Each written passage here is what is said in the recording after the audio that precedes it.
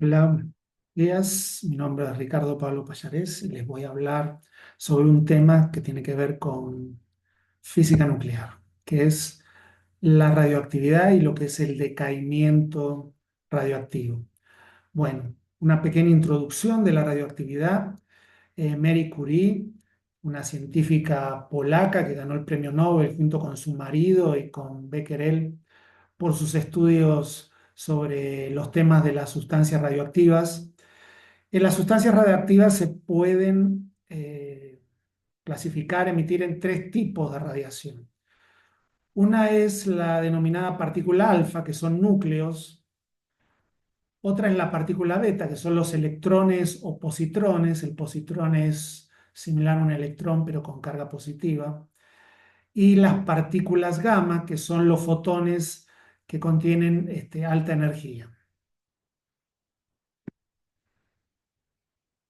Respecto a la constante decaimiento y la vida media. Bueno, las observaciones demuestran que si una muestra radioactiva de N núcleos radioactivos en algún instante, el número de la variación de estos núcleos que decaen en un pequeño intervalo de tiempo, llamémosle al intervalo de tiempo delta t, es proporcional al número de núcleos, donde la constante que denominamos, se suele usar como lambda, es la constante de caimiento.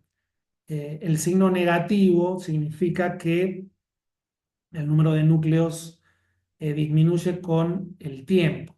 Vemos aquí en esta fórmula donde el delta n, y aquí va a haber una disminución del número de núcleos, tenemos la constante con el signo negativo adelante por la variación del tiempo.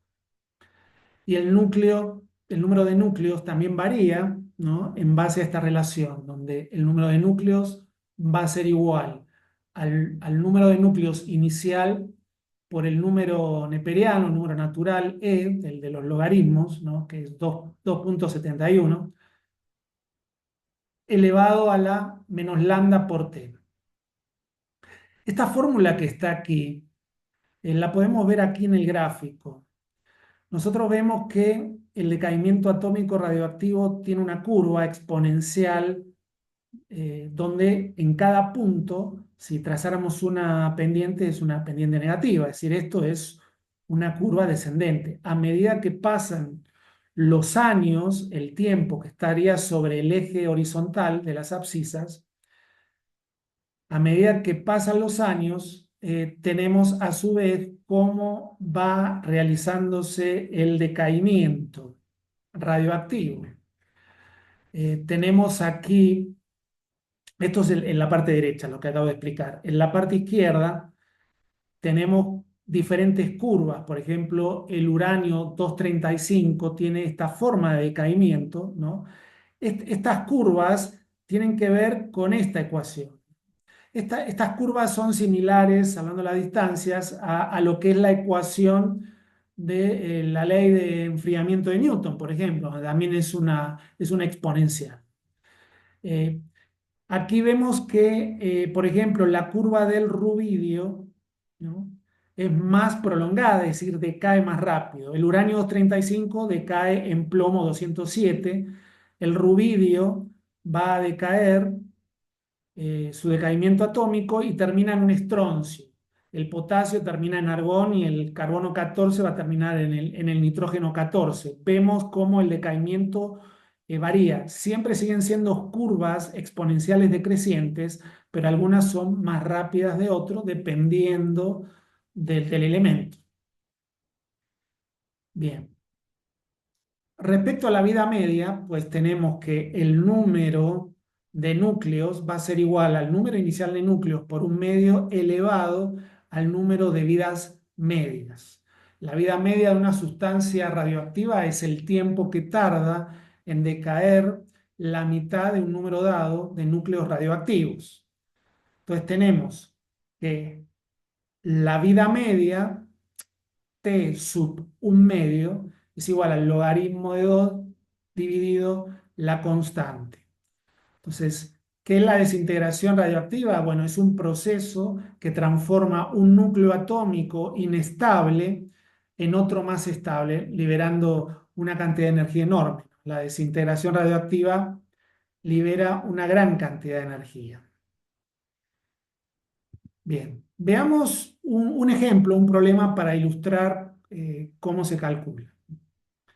El enunciado dice, se demostró que en el núcleo del radio experimenta un decaimiento alfa a radón. Bueno, el radio tenemos 226,88 y el radón tenemos 222,86. Y el problema nos pide calcule la cantidad de energía liberada en este decaimiento. Bueno, primero usando la tabla, las tablas donde están los listados de las masas, en este caso podemos extraer de cualquier libro de física moderna las tablas donde, por ejemplo, en el caso del radio 226,88, la cantidad de unidades de masa, ¿no? 226, 025, 402. Lo mismo ocurre con el radón, en este caso con el helio, eh, que esta es la unidad de masa, 4.002602. Y la estrategia consiste entonces en restar las masas neutras de las partículas hija de la masa original del átomo de radón. Entonces, lo primero que se hace es, se calcula, aquí vemos que se calcula la masa de la partícula hija y la masa de la partícula alfa la llamamos m sub alfa, la partícula hija la llamamos m sub d, y entonces, en base a los datos de la tabla, realizamos la suma de las unidades de masa y esto nos da en total 220, 020, 173 unidades. Luego aquí, en el segundo paso, se calcula la pérdida de la masa. En este caso hay una variación de la masa y le llamamos delta M. Durante el decaimiento se resta el resultado. Entonces tenemos P sub M y le restamos justamente M sub D más M sub alfa, que es el que calculamos anteriormente. Entonces, M sub P, 226,025,402, le restamos el resultado que calculamos previamente, que era la suma de las masas, y esto nos da 0.005229 unidades. Bien, y por último, porque el ejercicio nos pedía calcule la cantidad de energía liberada, bueno, se convierte, entonces la pérdida de la masa, este delta M, se convierte a su energía equivalente en mega electronvoltios. Entonces, multiplicamos el delta M por 9.31494 megaelectronvoltios sobre unidades y por lo tanto la cantidad de energía liberada medida en megaelectronvoltios es de 4.871. Bueno, esto es todo. Muchas gracias por la atención y Dios les bendiga.